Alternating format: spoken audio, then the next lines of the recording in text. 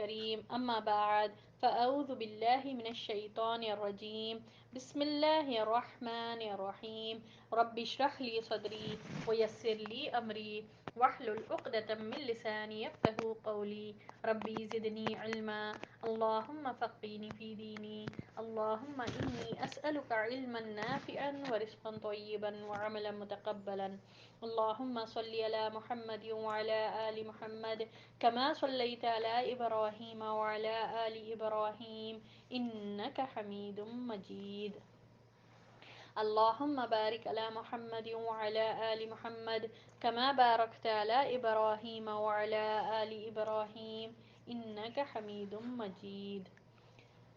چلیے، تو تمام غزوات کا ہم لوگوں نے دیکھا، غزوہ بدر سے لے کر غزوہ تبوک تک. غزوہ بدر نبی صلی اللہ علیہ وسلم کا پہلا غزوہ تھا. اس کے بعد غزوہ تبوک آخری آپ صلی اللہ علیہ وسلم کی زندگی کا آخری غزوہ. اور تمام غزوات میں ہم لوگوں نے کچھ نہ کچھ سبق سیکھا.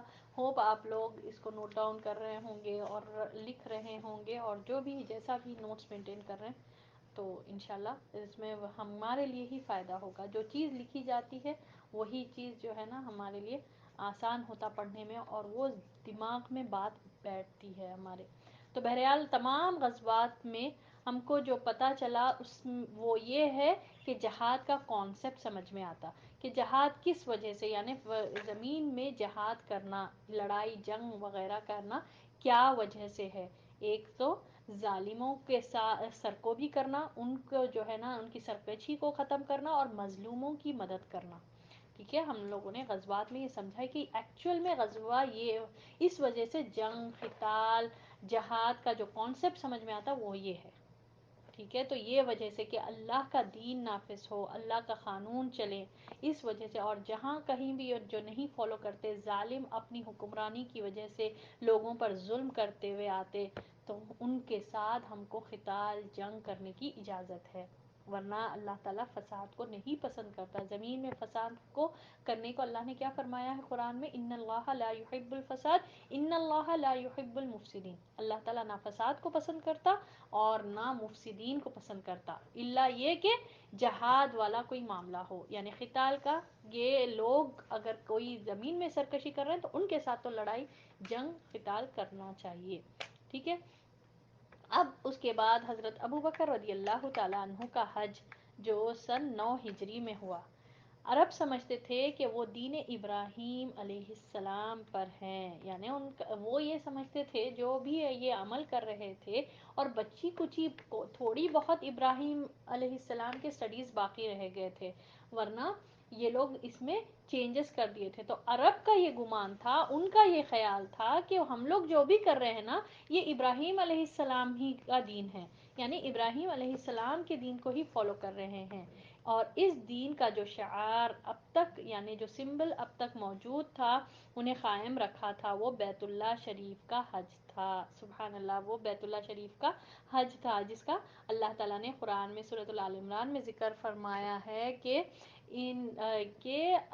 حج تو اللہ کے گھر کا طواف ہے، اور وہ جو ہے نا ابراہیم علیہ السلام کی سنت سے ہے. چنانچہ وہ ہر سال حج کا زبردست اہتمام کرتے تھے، اور اس میں انہوں نے بہت سی تبدیلیاں اور بدعتیں بھی داخل کر لی تھی. حج کا تو یہ ابراہیم علیہ السلام کے زمانے سے یہ کانسیپٹ چلا ہوا آ رہا تھا، عرب کے پاس یہ تھا. یہ ایک ہی چیز ریچول جو باقی رہ گئی تھی، حج، مگر اس میں بھی انہوں نے بہت سی تبدیلیاں کر دی تھی اور بدعتیں داخل فرما دیا تھا. جب رسول اللہ صلی اللہ علیہ وسلم نے 8 ہجری میں مکہ فتح کیا اور عتاب بن اسید رضی اللہ تعالیٰ عنہ کو اس کا امیر مقرر کیا، تو اس سال انہی کی امارت میں، یعنی انہی کی لیڈرشپ میں مسلمان اور مشرک سب نے حج کیا، جیسے کہ وہ جاہلیت میں حج کرتے آ رہے تھے. کوئی چیز تبدیل نہیں کی گئی، یعنی کہ جیسا وہ طریقہ تھا اسی طریقے کو باقی رکھا گیا. صرف وہ جو تھا اس کو میں کوئی چیز نہیں چینج کی گئی. مشرکین مسلمان سب ویسی ہی طرح سے حج کرتے رہے. کون سے سال میں؟ 8 ہجری میں. فتح مکہ ہوا، فتح مکہ رمضان میں ہوا، پھر اس کے بعد جو حج آیا نا، عتاب بن اسید رضی اللہ تعالیٰ عنہ کو نبی صلی اللہ علیہ وسلم وہاں کا امیر مقرر کر کر مدینہ چلے گئے تھے ذی قعدہ میں. پھر جب ذی الحج کا مہینہ آیا تھا تو حج اسی طرح ہوا، کوئی چینجز نہیں ہوئے، یعنی پہلے جیسے کیا جاتا تھا اسی طرح کیا گیا. لیکن اگلے سال 9 ہجری میں حج آیا تو رسول اللہ صلی اللہ علیہ وسلم نے حضرت ابو بکر صدیق رضی اللہ تعالیٰ عنہ کو حج کا امیر بنا کر بھیجا کہ وہی لوگوں کو حج کرائیں. وہ ذی قعدہ 9 ہجری کے اواخر میں 300 اہل مدینہ کے ساتھ روانہ ہوئے. ان کے ساتھ قربانی کے لیے رسول اللہ صلی اللہ علیہ وسلم کے 20 اور اپنے 5 اونٹ تھے. تو بہرحال ہوا یہ کہ آپ صلی اللہ علیہ وسلم فتح مکہ ہوا 8 ہجری میں، پھر اس کے بعد جو حج آیا اسی طرح ہوا. عتاب بن اسید رضی اللہ تعالیٰ عنہ وہاں کے امیر تھے، یعنی مکے کے امیر تھے، ان کے لیڈرشپ میں اسی طرح کیا گیا، کوئی طریقہ تبدیل نہیں ہوا. جیسے پہلے کیا جاتا تھا عرب کے زمانے میں، جیسے نبوت سے پہلے بھی کیا جاتا تھا، اسی طرح حج ہوا. مشرکین مسلمان جو بھی آتے تھے سب ویسی حج کے لیے آئے. ٹھیک ہے. پھر 9 ہجری میں جب ابو بکر رضی اللہ 9 ہجری کا جو حج آیا تو نبی صلی اللہ علیہ وسلم نے ابو بکر رضی اللہ تعالیٰ عنہ کو امیر لیڈر بنا کر بھیجا تاکہ وہ جائیں اور لوگوں کو حج کروائیں. ٹھیک ہے. ان کی لیڈرشپ میں حج ہوا 9 ہجری کا، اور ان کے ساتھ 300 لوگ نکلے اس سلسلے میں یہ حج کرنے کے لیے. ابو بکر رضی اللہ تعالیٰ عنہ کے ساتھ 300 لوگ مدینہ کے نکلے، اور آپ صلی اللہ علیہ وسلم نے قربانی کے جانور دیے، جس میں آپ صلی اللہ علیہ وسلم کے 20 اور ان کے 5 تھے. سبحان اللہ، کتنی قربانی کرتے ہیں. دیکھیے سبحان اللہ، آپ صلی اللہ علیہ وسلم کتنی قربانی کے جانور بھجائے. جا رہے نہیں تھے آپ صلی اللہ علیہ وسلم حج پر، تو 20 اونٹوں کو بھجائے، اور ابو بکر رضی اللہ تعالیٰ عنہ کے 5 تھے. اللہ اکبر، کتنی قربانی یہ لوگ کرتے تھے اللہ کے راستے میں. قربانی اصل میں اللہ کا قرب کا ذریعہ ہے، اور اللہ ہی کے لیے یہ کرنا چاہیے، جس کا ذکر اللہ تعالیٰ نے فرمایا ہے ان صلاتی و نسکی و محیای و مماتی للہ رب العالمین. بے شک میری نماز، میری قربانی، میرا جینا، میرا مرنا خالص اللہ کے لیے. تو اتنا یہ لوگ کرتے تھے. امیر لوگ تو نہیں تھے، مگر اللہ سے قرب کا ذریعہ یہی ہے. تو سبحان اللہ یہ لوگ کرتے تھے قربانی کے جانور. اوپ یہاں تک کلیئر ہے. اس کے بعد سورہ برات کی ابتدائی آیات نازل ہوئی، جس میں ان تمام مشرکوں سے عہد توڑنے کا حکم جنہوں نے عہد کی پاسداری نہیں کی تھی. جی، سورۃ البرات کس کو کہا جاتا ہے؟ برات کی ابتدائی آیتیں، فرسٹ 15 آیتیں اللہ نے نازل فرمائی، تو جس میں عہد توڑنے کے لیے کہا گیا جنہوں نے عہد کی پابندی نہیں کی تھی. اور کس نے نہیں کی تھی عہد کی پابندی؟ یاد ہے ہم لوگوں نے پڑھا تھا. عہدی کرے، جو اپنے عہد کی پاسداری نہیں کرے، ان کے لیے حکم آیا، اور ان کو اور ان لوگوں کو جن کے سرے سے کوئی عہد ہی نہیں تھا 4 مہینے کی مہلت دی گئی تھی. ٹھیک ہے. ابھی بھی ان کو ٹائم دیا گیا تھا کتنے منتھس کی؟ 4 مہینے کی. 9 ہجری میں ان کے لیے حکم آیا. 8 ہجری میں فتح مکہ ہوا. یہ بد عہدی کرے تھے، بنو بکر کے لوگ اطراف میں تھے، مکے کے قبیلے تھے، مگر ان کے لیے حکم یہ آیا. اب ہم کو معلوم ہے فتح مکہ میں آپ صلی اللہ علیہ وسلم کوئی ان کے لیے کوئی وہ نہیں کرے، اعلان قتل کا حکم نہیں دیے بد عہدی کی وجہ سے، کیونکہ بد عہدی کا ہم لوگوں نے دیکھا. ٹھیک ہے. وہاں پر آپ صلی اللہ علیہ وسلم مدینہ میں جب بھی کوئی بد عہدی کرتے تھے، ان کے لیے غزوات ہوتے تھے، اور ان کو آئدر قتل کیا جاتا تھا یا پھر نکلنے کا حکم دیا گیا تھا. اب یہ لوگ مکہ میں رہتے تھے، حرمت والی جگہ ہے. ٹھیک ہے. مکہ میں ہے، اور آپ صلی اللہ علیہ وسلم فتح مکہ ہوا تو عام معافی دے دیے تھے. اب ان کو مہلت دی گئی تھی، تو 9 ہجری میں ان کے لیے حکم آیا کہ 4 مہینے ان کو مہلت دی جائے گی. Still there is a time for them. Okay.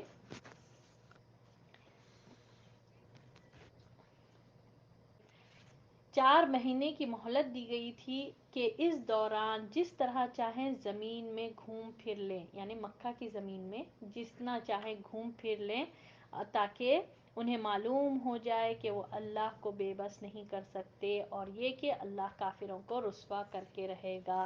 البتہ جو مشرکین اپنے عہد پر قائم تھے اسے توڑا نہیں تھا اور مسلمانوں کے خلاف کسی کی مدد نہیں کی تھی، ان کا عہد پورا کرنے کا حکم دیا گیا۔ اللہ اکبر کبیرہ، یہ اللہ کا انصاف ہے۔ دیکھیے سبحان اللہ، مکے میں ٹھیک ہے، یہ جو بنو بکر تھے ان کے لیے اب حکم نازل ہوا کہ ان کو 4 مہینے کی مہلت دی گئی، 4 مہینے میں جتنا گھوم پھر سکتے گھوم پھر لیں، ٹھیک ہے، اور جو اسلام نہیں قبول کرے آئدر وہ اسلام میں داخل ہو جائیں یا 4 مہینے کے اندر اندر مکہ چھوڑ کر چلے جائیں، مکے میں نہیں رہیں گے۔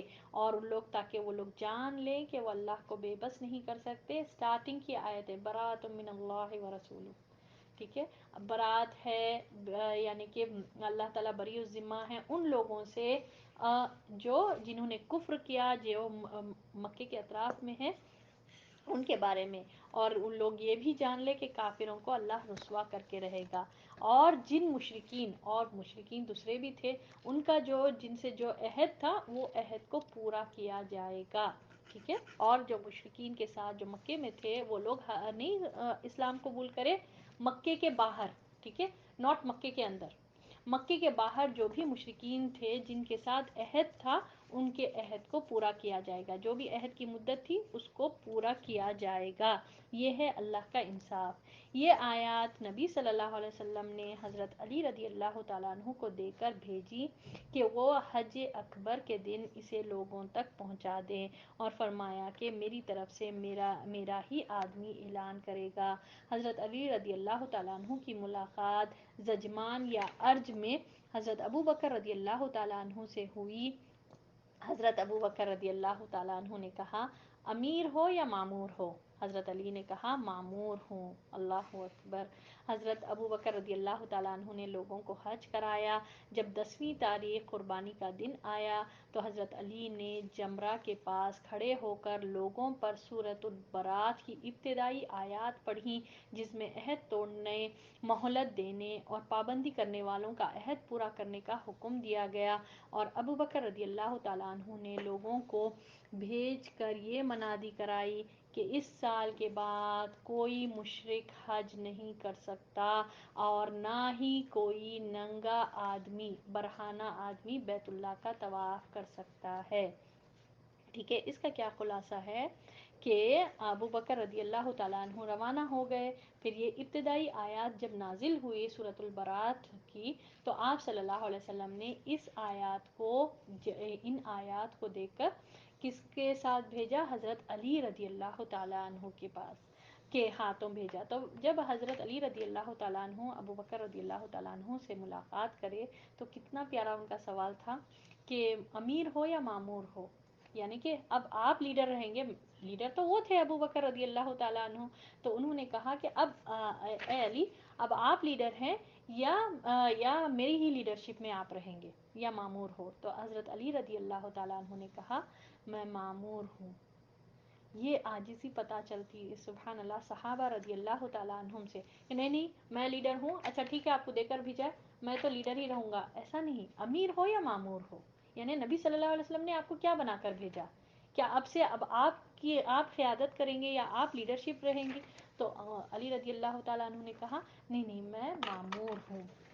اور نبی صلی اللہ علیہ وسلم نے کیا فرمایا کہ حج اکبر کا دن، اچھا یہ کانسیپٹ ہمارے پاس کلیئر ہونا چاہیے کہ لوگ سمجھتے ہیں کہ جمعے کے دن جب حج آئے 10 ذی الحجہ، جب جمعے کو آئے گا تو وہ حج اکبر ہے، ٹھیک ہے، یہ رانگ کانسیپٹ ہے۔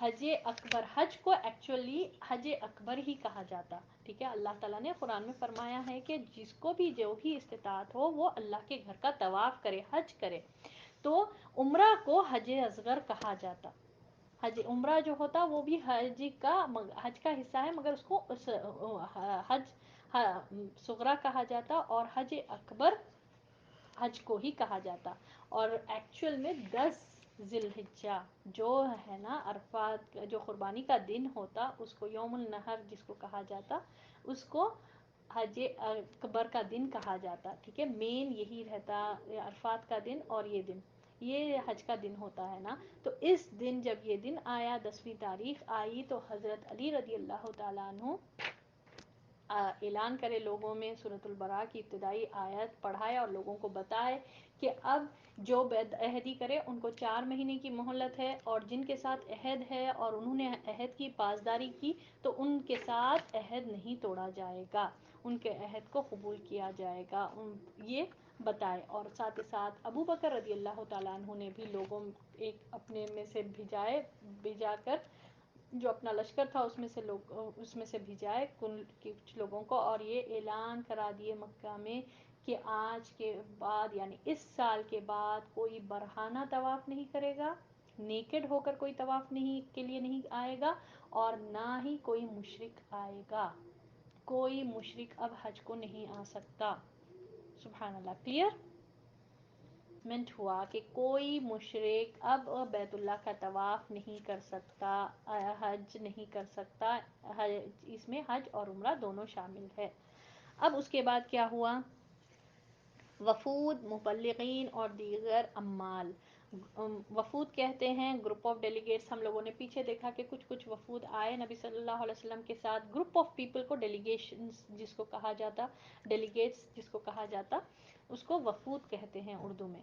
تو وہ لوگ آئے، مبلغین اور دیگر عمال۔ قریش اور نبی صلی اللہ علیہ وسلم میں جو کشاکش برپا تھی، اس کے نتیجے کا انتظار کر رہے تھے، یعنی کہ کون جیتیں گے، یہ قریش اور مسلمانوں میں آخر کون جیتیں گے، یہ عرب، جتنے بھی عرب لوگ تھے یہ سب انتظار میں تھے۔ ان کا عقیدہ تھا کہ باطل قوت اور فتح کے ذریعے مسجد حرام پر قبضہ نہیں ہو سکتا۔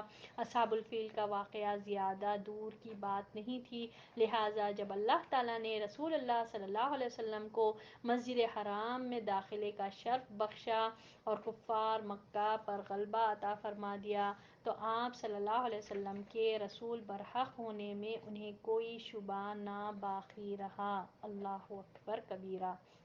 8 ہجری تک لوگ یہ کشاکش دیکھ رہے تھے، یعنی عام پبلک، ٹھیک ہے، بڑے بڑے لیڈرز کے بیچ میں ہوتا تھا، لیڈرز جو بولتے تھے فالو کرتے تھے، غلام قسم کے لوگ تھے، قبیلے والے تھے، بہت زیادہ قبیلے والے تھے عرب میں، تو وہ لوگ دیکھ رہے تھے کہ نبی صلی اللہ علیہ وسلم اور مسلمانوں میں اور جو ہے نا قریش کے لوگوں میں ایک کشاکش برپا تھی، اور یہ لوگ کو معلوم تھا، ٹھیک ہے، کہ مکہ پر کوئی بھی باطل قوتوں سے نہیں غلبہ پا سکتا، کیونکہ اصحاب الفیل کا واقعہ، ٹھیک ہے، کب ہوا تھا اصحاب الفیل کا واقعہ؟ تو یہ جب یہ ہوا اصحاب الفیل کا واقعہ ہوا تو لوگوں کو میں بہت عام تھا، اور کیا ہوا تھا، وہ کس طرح اللہ تعالیٰ نے اپنے گھر کی حفاظت فرمائی، عبد المطلب لیڈر تھے، کتنا اچھی طریقے سے وہ ہوا۔ تو آپ صلی اللہ علیہ وسلم کی پیدائش سے 55 دن پہلے ہوا یہ واقعہ۔ بہرحال تو لوگوں کے پوروں کے دل میں یہ دل اور دماغ پر چھایا ہوا تھا یہ واقعہ، اور لوگ ہے نا اس سال کو عام الفیل کے نام سے ہی مشہور تھا وہ سال۔ تو بہرحال لوگوں کو معلوم تھا کہ کوئی باطل قوت کے ذریعے سے مسجد حرام پر نہیں غلبہ پا سکتا۔ پھر جب اللہ تعالیٰ نے فتح مکہ بخشی نبی صلی اللہ علیہ وسلم کو، تو لوگوں کو پتہ چل گیا کہ آپ صلی اللہ علیہ وسلم رسول برحق ہے، اور ان میں کوئی شبہ باقی نہیں رہا، کوئی ڈاؤٹ نہیں رہا اب۔ چنانچہ فتح مکہ کے بعد آپ صلی اللہ علیہ وسلم کی خدمت میں آنے والے عرب وفود کا تانتا بند گیا، جو آپ صلی اللہ علیہ وسلم کی رسالت پر ایمان لاتے اور آپ صلی اللہ علیہ وسلم کی اطاعت کا اقرار کرتے تھے۔ یعنی آپ صلی اللہ علیہ وسلم پہلے خود جاتے تھے، وہاں پر جاتے تھے، پھر لوگ آپ صلی اللہ علیہ وسلم کے پاس آتے تھے، اب کیا ہوا، لوگ ہی خود آ رہے ہیں، ٹھیک ہے، پہلے آپ جاتے تھے، اب لوگ خود آنے لگے، ان لوگوں کو معلوم ہو گیا، ایکسیپٹ کر لیے کہ آپ صلی اللہ علیہ وسلم سچے رسول ہیں، رسول برحق ہیں۔ جب ان کو پتہ چل گیا تو خود ہی اپنے پاس اپنی طرف سے رغبت رکھتے ہوئے اسلام قبول بھی کرے اور آپ صلی اللہ علیہ وسلم کی اطاعت کا اقرار بھی کرتے تھے۔ اس طرح لوگ اللہ کے دین میں فوج در فوج داخل ہونے لگے، اور تھوڑے دنوں میں اسلامی حکومت کا رقبہ بحر احمر کے ساحل سے خلیج عربی کے ساحل تک، نیز جنوب اردن اور اطراف شام کے علاقے سے یمن اور عمان کے ساحل تک پھیل گیا، اور نبی صلی اللہ علیہ وسلم اس دور تک پھیلے ہوئے ملک کے نظم و نسق ٹھیک کرنے لگ گئے۔ دیکھیے سبحان اللہ، جب ہوا فتح مکہ ہو گیا، عرب والوں کا میکزیمم لوگوں کا ڈاؤٹ کلیئر ہو گیا، نہیں آپ صلی اللہ علیہ وسلم واقعی میں سچے برحق رسول ہیں۔ تو اب یہ خود آپ صلی اللہ علیہ وسلم کے پاس چل کر وفود آتے تھے، ڈیلیگیٹس آتے تھے، لوگ، گروپ آف پیپل، ٹھیک ہے، اس کو سمجھنے کے لیے لوگ ہے نا، گروپ جماعت کی تعداد میں آتے تھے، اور آپ صلی اللہ علیہ وسلم جو ہے نا کے پاس یہ لوگ اطاعت کے لیے، اسلام قبول کرنے کے لیے آتے تھے، کیونکہ صداقت ان کو لوگ کو سمجھ میں آ گئی تھی، آپ صلی اللہ علیہ وسلم سچے رسول ہے بول کر، اور پھر اس طرح لوگ فوج در فوج داخل ہوئے۔ کون سے سورے میں اس کا ذکر ہے؟ حکومت کا رقبہ بحر احمر یعنی ریڈ سیز کے ساحل سے لے کے خلیج عرب پیننسولا تک اتنا زیادہ پھیل چکا تھا اسلام، پورا آل اوور دا شام وغیرہ جتنے بھی علاقے تھے وہ ان سب میں اسلام پھیل گیا تھا۔ اب آپ صلی اللہ علیہ وسلم، اسلام ہو گیا تھا، اسلامی حکومت قائم ہو رہی تھی ہر جگہ، تو مبلغین کو بھیج رہے تھے، ٹھیک ہے، اسلامک اسکالرس کو وہاں پر بھیج رہے تھے، جو بڑے بڑے صحابہ رضی اللہ تعالیٰ عنہم تھے ان کو بھیجا گیا، جس میں سے ہم کو معلوم ہے معاذ بن جبل کو آپ صلی اللہ علیہ وسلم نے بھیجا، بہت سے مبلغین کو آپ صلی اللہ علیہ وسلم بھیجے، پھر حکام مقرر فرمائے، وہاں پر ان کو گورنرز بنا کر، ان کو لیڈرز بنا کر بھی بھیجا گیا، مبلغین کو، صحابہ رضی اللہ تعالیٰ عنہم کو، صدقات وصول کرنے والوں کو روانہ کیا گیا، اور بندوں اور شہروں کا نظام جن خدات و اموال کا محتاج ہوتا ہے انہیں فراہم کیا گیا، یعنی جو بھی لوگوں کی ضرورت ہوتی ہے کوئی بھی ایک ایریا میں، پلیس میں جو بنانے کے لیے، تو آپ صلی اللہ علیہ وسلم ان کو وہاں پر روانہ کرے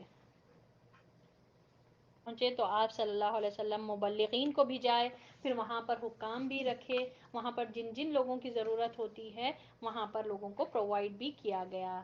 جو وفود رسول اللہ صلی اللہ علیہ وسلم کی خدمت میں آئے، عام اہل سیر کے مطابق ان کی تعداد 70 سے زیادہ ہے۔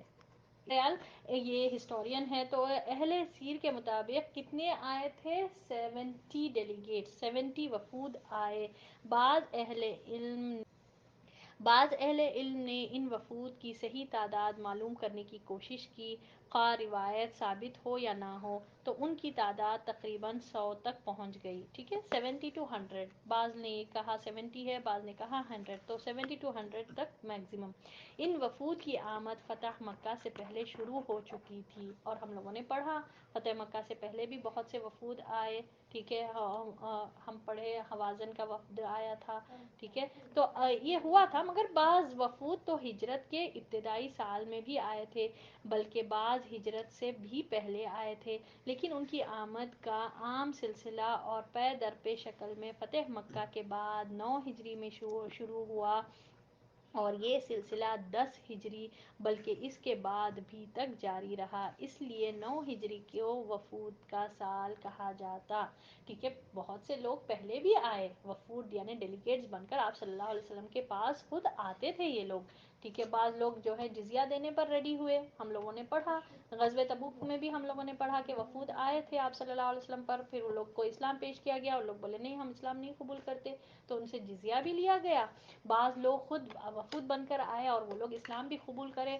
ان لوگ پھر واپس جا کر اپنے تمام قوم والوں کو بھی سکھائے، تو پیچھے ہم لوگ پڑھے مگر ایک آدھ کو ہی پڑھے، مگر 9 ہجری وہ سال ہے جس میں وفود کانسٹنٹلی آئے، مسلسل طور پر آتے گئے آپ صلی اللہ علیہ وسلم کے پاس، اسی لیے 9 ہجری کو، 9 ہجری کو عام الوفود کہا جاتا، یعنی ایئر آف ڈیلیگیٹس، وفود کا سال، کلیئر؟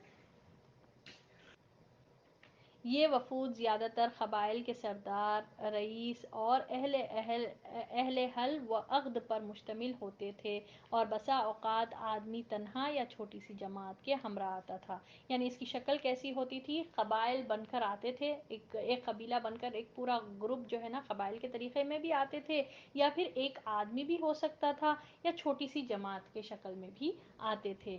پھر ان وفود کے آنے کا مقصد ہر وفد کے اعتبار سے الگ الگ ہوتا تھا، کوئی قیدیوں اور گرفتاروں کو چھڑانے آتا تھا، جیسے کہ وفد حوازن اور وفد تمیم کا ذکر میں گزرا، ہم لوگ پیچھے پڑھے وفد حوازن غزوہ طائف کے موقع پر کہ یہ حوازن والے اپنے آپ کو قلعے بند کر لیے تھے، نکل رہے نہیں تھے، پھر تقسیم ہو گیا تھا مال تقسیم، تو پورا وفد آیا تھا حوازن کا، ٹھیک ہے، پورا ایک گروپ آف پیپل آئے تھے نبی صلی اللہ علیہ وسلم کے پاس، اور پھر وفد تمیم کا بھی ہم لوگوں نے دیکھا کہ کس طرح اوینا بن حسن جا کر پوروں کو گرفتار کر کے مدینہ لے کر آئے، تو یہ لوگ آ کر اپنے قیدیوں کو واپس وہ کرنے کی وہ ریکویسٹ کرنے لگے، تو پھر مقابلہ ہوا مشاعرے کا، ٹھیک ہے، تو نبی صلی اللہ علیہ وسلم کے شاعروں کی وہ فضیلت وہ جان چکے، تو پھر آپ صلی اللہ علیہ وسلم قیدیوں کو واپس کرے، ریٹرن کرے، پڑھے تھے نا ہم لوگ پیچھے، یاد ہے یا بھول گئے؟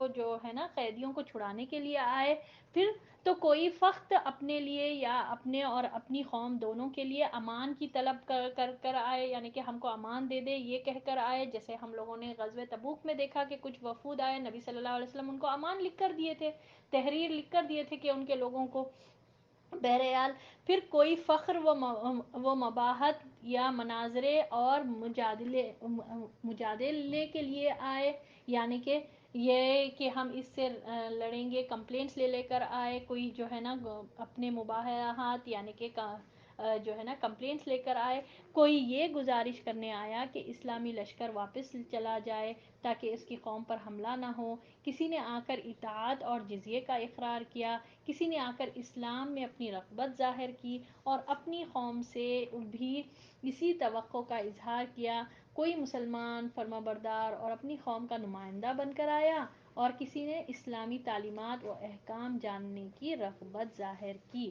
یعنی مطلب کیا ہے اس کا، سب کے مقاصد، سب کے ایمز ڈیفرنٹ تھے، وفود آئے اتنے، تو ڈفرینٹ وفود ڈفرینٹ ایمز کے ساتھ آئے، کوئی آ کر اپنے لوگوں کو چھڑانے کے لیے آیا، کوئی نبی صلی اللہ علیہ وسلم کے پاس کمپلینٹس لے کر آیا، کوئی نبی صلی اللہ علیہ وسلم کے پاس امان حاصل کرنے کے لیے آیا، کوئی آپ صلی اللہ علیہ وسلم کے پاس اسلام قبول کرتے ہوئے رغبت رکھتے ہوئے آئے، اور تاکہ مبلغین کو بھیجایا جائے تاکہ دوسروں کو بھی اس سے فائدہ ہو، یہ کہہ کرنے کے لیے بھی آیا، ٹھیک ہے۔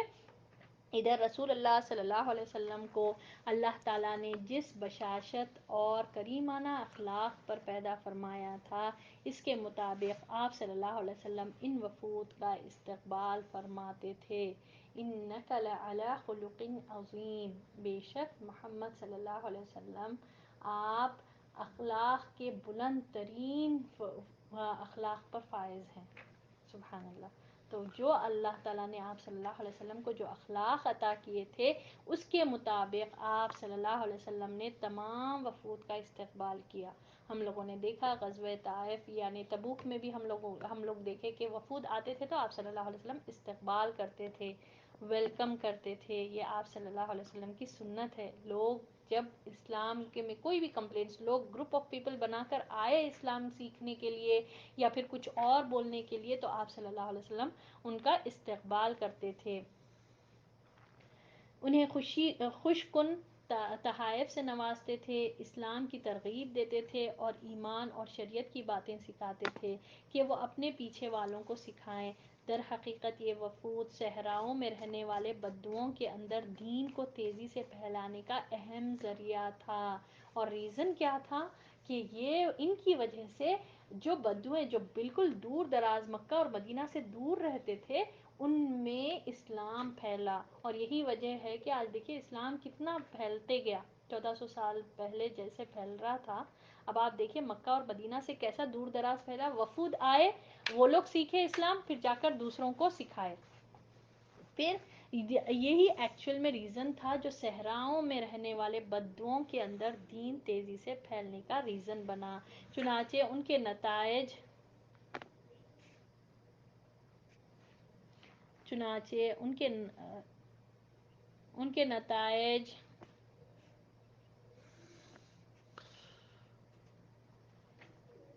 کے نتائج اغراض اور مقاصد کے تنوع اور اسباب وجوہ کے اختلاف کے باوجود یہ ہوتے تھے کہ پہلے وفد میں آنے والوں نے اسلام قبول کیا، پھر جلد یا تھوڑے ہی دنوں بعد قوم نے بھی اسلام قبول کر لیا، اس سے صرف بعض وفود مستثنی رہے، مثلاً بنو حنیفہ اور مسلمہ کذاب کا وفد، ٹھیک ہے، جتنے بھی وفود آئے بہت کم وفود جو ہے نا اسلام کو نہیں قبول کرے اور پیچھے رہے، فار ایگزامپل بنو حنیفہ کا وفد اور مسلمہ کذاب کا وفد، ٹھیک ہے۔ اب ذیل میں چند اہم وفود کا ذکر کیا جاتا ہے، ٹھیک ہے، اب چند اہم، اب پورے 100 تو ہم نہیں پڑھ سکیں گے، یہاں پر کچھ امپورٹنٹ وفد جو آئے ان کے بارے میں پڑھیں۔ پڑھ سکتے ہیں.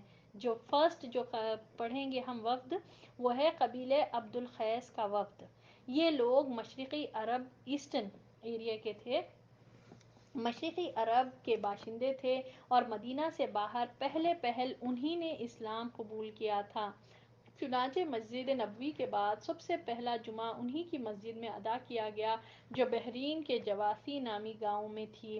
بنو عبد القیس کا وفد 2 مرتبہ آیا، ایک مرتبہ 5 ہجری میں اور ایک مرتبہ وفود کے سال. یعنی کون سا ہے وفود کا سال؟ ہجری کو بھی اور 9 ہجری کو بھی. 9 ہجری کو جو عام الوفود کہا جاتا. پہلی بار آنے والوں کی تعداد 13 یا 14 تھی، 13 یا 14 تھی. یہ لوگ جب مدینہ پہنچے اور نبی صلی اللہ علیہ وسلم کو دیکھا تو مسجد کے دروازے ہی پر اپنے آپ کو سواریوں سے دے پھینکا اور لپک کر خدمت نبوی میں حاضر ہوئے اور سلام کیا. ان کے ساتھ ایک شخص عبداللہ بن عوف الاشج تھا جو عمر میں سب سے چھوٹا تھا. اس نے سواریوں کے پاس رک کر انہیں بٹھایا، سامان اکٹھا کیا، 2 کپڑے نکال کر پہنے، پھر اطمینان سے چل کر آیا اور نبی صلی اللہ علیہ وسلم کو سلام کیا. آپ صلی اللہ علیہ وسلم نے فرمایا تم میں 2 خصلتیں ہیں جنہیں اللہ اور اس کے رسول صلی اللہ علیہ وسلم پسند کرتے ہیں، وہ ہے دور اندیشی اور بردباری. حلم اور بردباری یعنی پیشنس، ٹھہراؤ. نبی صلی اللہ علیہ وسلم نے ان کے مدینہ پہنچنے سے پہلے فرمایا تھا تم پر ایک قافلہ نمودار ہوگا جو اہل مشرق میں سب سے بہتر ہے، جسے اسلام پر مجبور نہیں کیا گیا. انہوں نے اپنی سواریاں تھکائیں اور اپنا توشہ ختم کیا. اے اللہ عبد القیس کو بخش دے. پھر جب وفد آ گیا تو آپ صلی اللہ علیہ وسلم نے فرمایا خوش آمدید، نہ رسوا ہوئے نہ نادم ہوئے. سبحان اللہ. تو جب دیکھیے یہ قبیلہ عبد القیس کا وفد 2 مرتبہ آیا، 5 ہجری میں بھی آیا. یہ مدینہ کے باہر کے لوگ تھے، ٹھیک ہے. جب یہ لوگ آئے تو فرسٹ اس میں 13 یا 14 آئے تھے، پھر سیکنڈ ٹائم میں بہت زیادہ تعداد میں یہ لوگ آئے. تو کس طرح آئے تھے کہ یہ جب محمد صلی اللہ علیہ وسلم کو دیکھے تو پورے آپ صلی اللہ علیہ وسلم کی خدمت پر آ کر ایک ساتھ پورے لوگ آپ صلی اللہ علیہ وسلم کے پاس ٹوٹ گئے سوائے ایک شخص کے جس کا نام عبداللہ بن عوف الاشج تھا، تو جو عمر میں سب سے چھوٹا تھا. یعنی وفود میں جتنے لوگ تھے ان میں سب سے ینگ تھا یہ عبداللہ بن عوف الاشج. اور اس نے کیا کیا، سواریوں کو پوروں کو ایک جگہ روک کر رکھا، پھر اس کے بعد سامان اکٹھا کیا. لوگ سامان چھوڑ کر سب محمد صلی اللہ علیہ وسلم پر ٹوٹ پڑے، مگر ایک شخص جو ہے نا اپنا جو ہے نا کام، پہلے سواریوں کو ایک جگہ روکا، پھر پورا جو ہے نا سامان کو اکٹھا کیا، پھر خود 2 کپڑے پہنے نکال کر پہنے، پھر اطمینان سے چل کر آیا، سلو چل کر نبی صلی اللہ علیہ وسلم کے پاس آیا اور سلام کیا. آپ صلی اللہ علیہ وسلم نے اس کو اپریشیٹ کس طرح کیا. دیکھیے تم میں 2 عادتیں ہیں، 2 خصلتیں ایسی ہے جو اللہ کو بھی پسند ہے اور نبی صلی اللہ علیہ وسلم کو بھی پسند ہے. اور وہ کیا ہے، دور اندیشی اور بردباری یعنی پیشنس، ٹھہراؤ. دور اندیشی سب کی طرح لوگ جو ہے نا فوری اپنے اپنے سواریاں چھوڑے بھاگے، یہ اللہ کے رسول ہے بول کر پورا جا کر ٹوٹ پڑے. مگر ایک شخص کی کتنی اچھی عادت تھی کہ وہ کیا کرا، پورے سواریوں کو ایک جگہ رکھا، سامان پورے لوگ پھینک کر روڈ پہ پھینک کر راستے میں پھینک کر گئے تھے، وہ پوروں کو جمع کر کے رکھا، پھر خود 2 کپڑے نکال کر پہنے. ٹھیک ہے. اس سے پتہ کیا چلتا کہ لوگوں سے جب ملنے جائیں تو اچھا تیار ہو کر جائیں. تو یہ خود اندر سے اپنے سامان میں سے 2 کپڑے نکال کر پہن کر محمد صلی اللہ علیہ وسلم کے پاس گیا اور سلام کیا. تو آپ صلی اللہ علیہ وسلم نے کہا کہ 2 عادتیں اللہ کو اور اللہ کے رسول صلی اللہ علیہ وسلم کو بھی پسند ہے. سبحان اللہ. اور وہ ہے دور اندیشی اور بردباری، پیشنس، ٹھہراؤ. ٹھیک ہے کہ پہلے دوسرے کر لے، میرا جب ٹائم آئے گا. آپ دیکھیے یہ اس کے لیے کتنا اسپیشل ملا ہوگا مومنٹ. سب ایک ساتھ ٹوٹ پڑے، محمد صلی اللہ علیہ وسلم، آپ صلی اللہ علیہ وسلم کسی سے بھی برابر نہیں مل سکے. اور یہ اتنی دیر میں پورے سامان کو جمع کر رہا یہ شخص، اور پھر پورے جانوروں کو ایک جگہ روک رہا، پھر بعد میں اچھے کپڑے پہن کر آیا، پھر آ کر جب سلام کیا تھا اسپیشل. آف کورس اتنی دیر میں پورے لوگ ہٹ گئے ہوں گے. اب ان کا باری جب آئی ہوگی، یہ جو تھے ان کی جب باری آئی، عبداللہ بن عوف الاشج ان کا نام تھا، تو کتنا سبحان اللہ. تو نبی صلی اللہ علیہ وسلم نے ان کو اپریشیٹ کرتے ہوئے فرمایا کہ یہ عادتیں اللہ کو پسند ہیں. یہ عادتیں، یہ کون سی عادتیں ہیں؟ وہ بردباری اور یعنی حلم، ہمبلنس اور دور اندیشی، پیشنس، ٹھہراؤ، ٹھیک ہے، یہ اللہ کو بہت پسند ہے. عجلت کرنا، جلد بازی کرنا، جی صبر،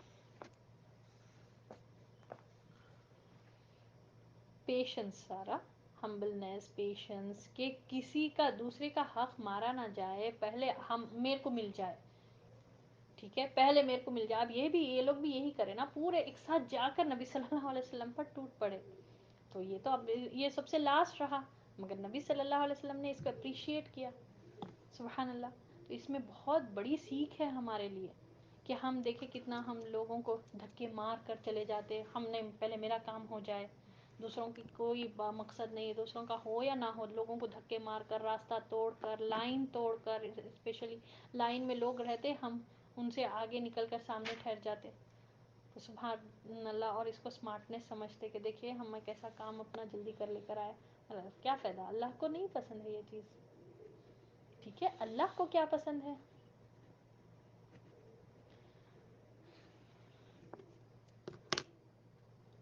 اللہ خیز کے وقت کو بخش دے. پھر اس کے بعد وہ لوگ جب واقع آ گئے تو نبی صلی اللہ علیہ وسلم نے انہیں ویلکم کیا، کہا خوش آمدید ہو، نہ رسوا ہوئے نہ نادم ہوئے.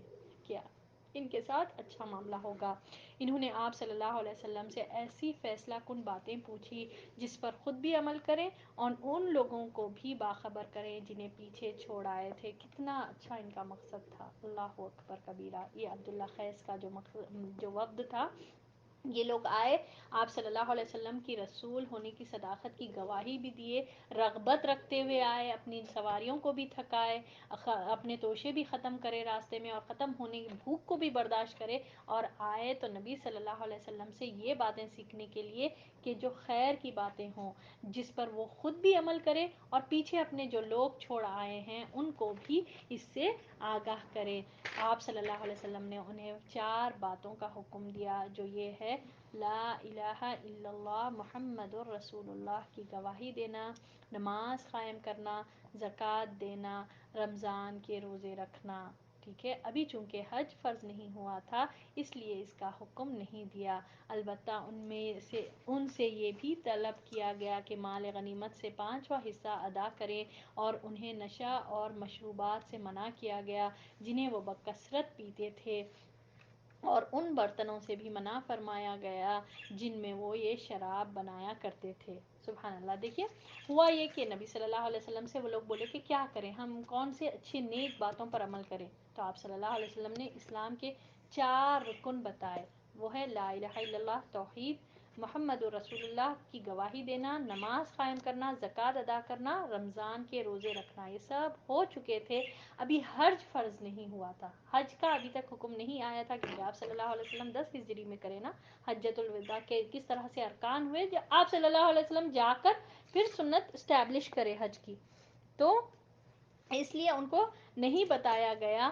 تو پھر اس کے بعد ان کو یہ بھی بتایا گیا کہ مال غنیمت سے 5واں حصہ ادا کریں، اور انہیں نشہ آور مشروبات سے بھی منع کیا گیا تھا، یعنی شراب سے، جس چیز سے نشہ ہوتا ہے ان سے منع کیا گیا جنہیں وہ بکثرت پیتے تھے، اور ان برتنوں سے بھی منع کیا گیا جن میں وہ یہ شراب بنایا کرتے تھے. ٹھیک ہے، کیوں منایا؟ شروع میں برتنوں کو بھی اس لیے منع کیا گیا کیونکہ سٹارٹنگ کی بات تھی، لوگ بکثرت عادت تھی ان کو پینے کی. اب وہی برتن میں ان کو ٹھیک ہے اس کو دھو کر اس میں پانی پلایا جائے تو آف کورس جس کو جو بکثرت پینے کی عادت تھی، فیوریٹ جس کی جو چیز رہتی، پھر پلٹ جاتے لوگ.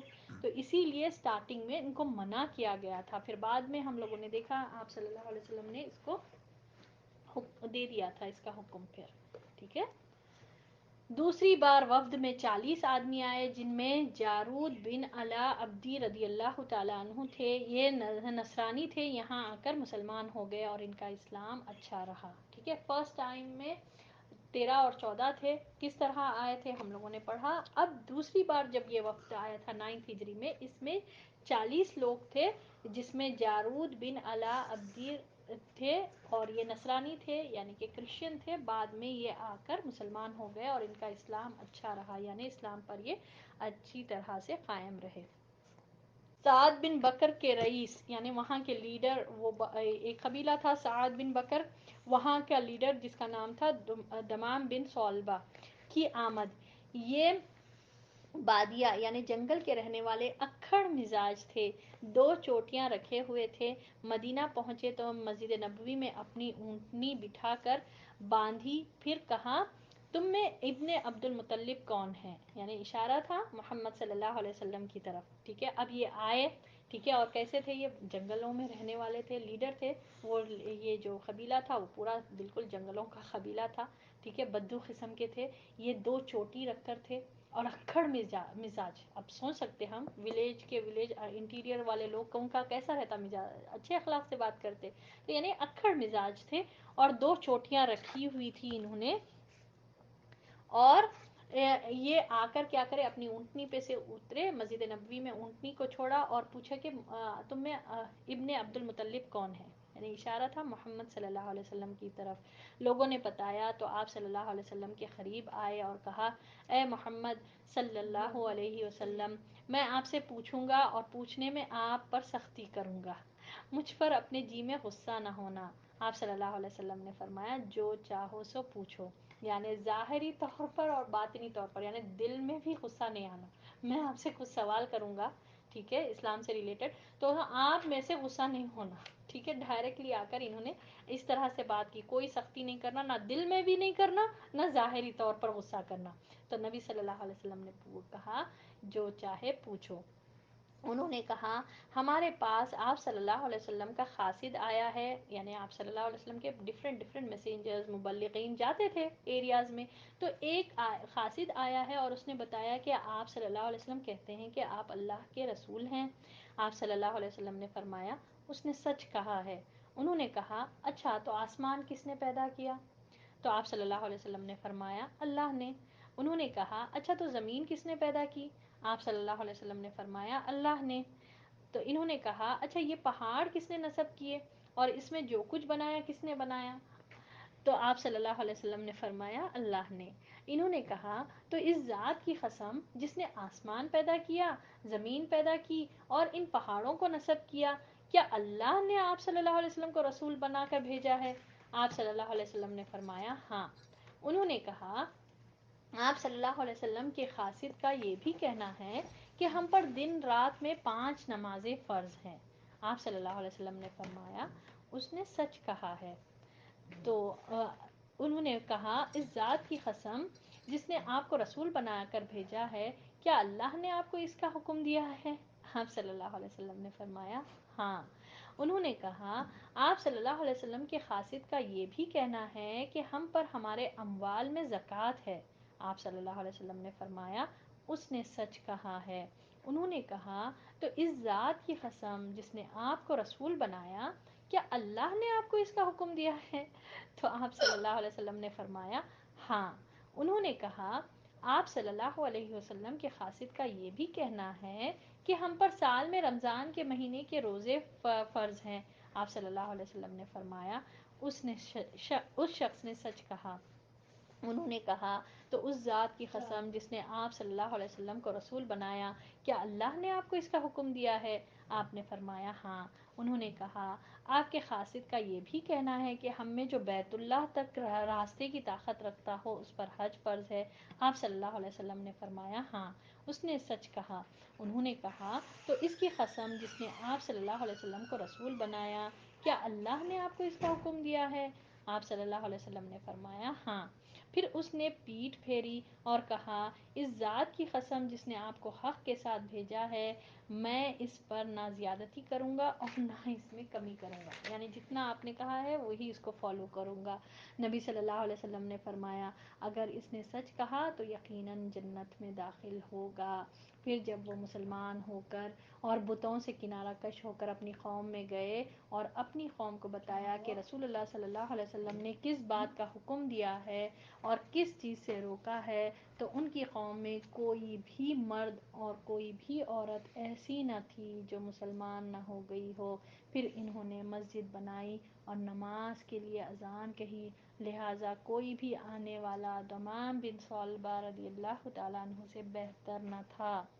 دمام بن صلبہ، اب ان کے کوشچنز دیکھیے آپ، اکھڑ مزاج تو ہے، ٹھیک ہے، یعنی اسٹرکٹ مزاج تھے، اور آ کر پہلے ہی بولے نبی صلی اللہ علیہ وسلم کو کہ نہ آپ میرے پہ، نہ میرے سوالوں پہ نہ غصہ ہونا، نہ سامنے ہی ہونا، اور نہ دل میں سوچنا کہ یہ کیا بے وقوف قسم کے سوال کرتے ہی جا رہے ہیں۔ تو سبحان اللہ، نبی صلی اللہ علیہ وسلم کیا جواب دیے؟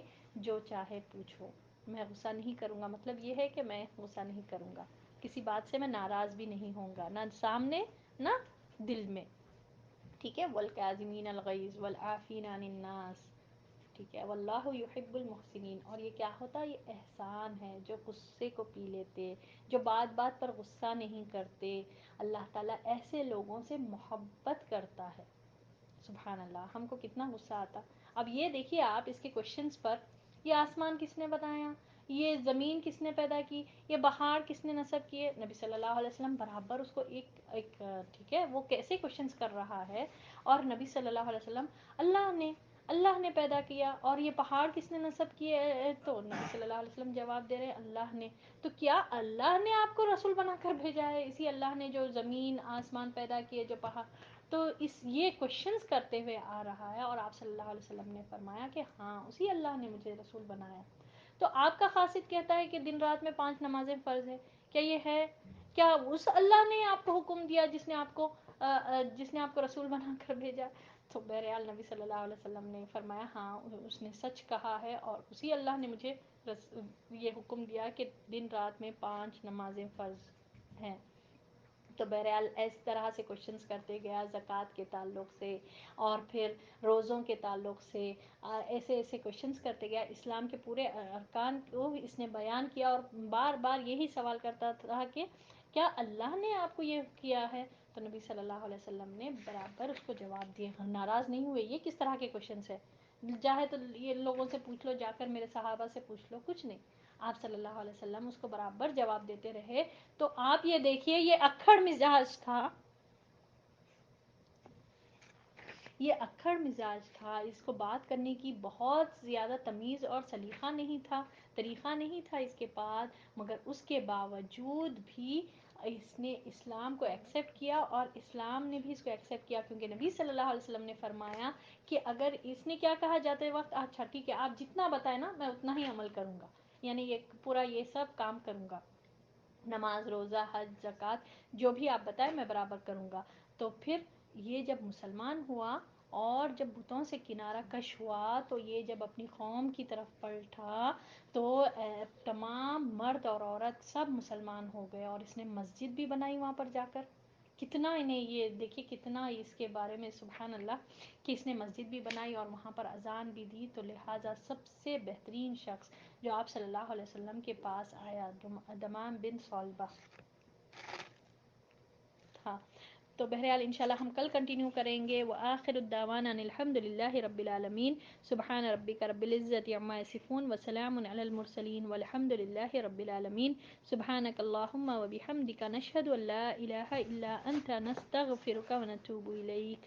السلام علیکم ورحمۃ اللہ وبرکاتہ۔